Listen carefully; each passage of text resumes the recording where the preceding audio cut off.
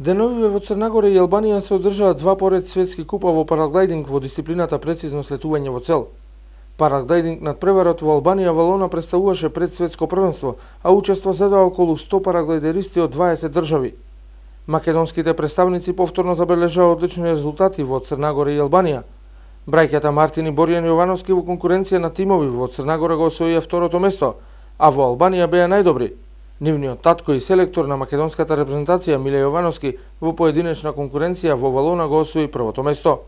Ова е уште еден успех за семејството Јовановски кој повторно следната година, но тогаш на светското првенство во параглайдинг, ќе атакува на висок пласман.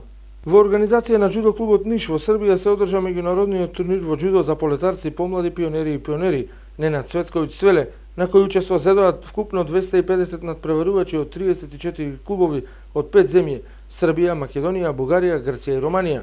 Џудо клубот Сеишин зеде учество со 5 надпреварувачи во сите возрастни категории.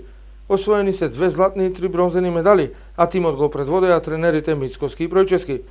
Првото место им припадна на Тодорчевски и Трајковски, а трето пласирани беа Тошевски и Георги и Никола Магдевски.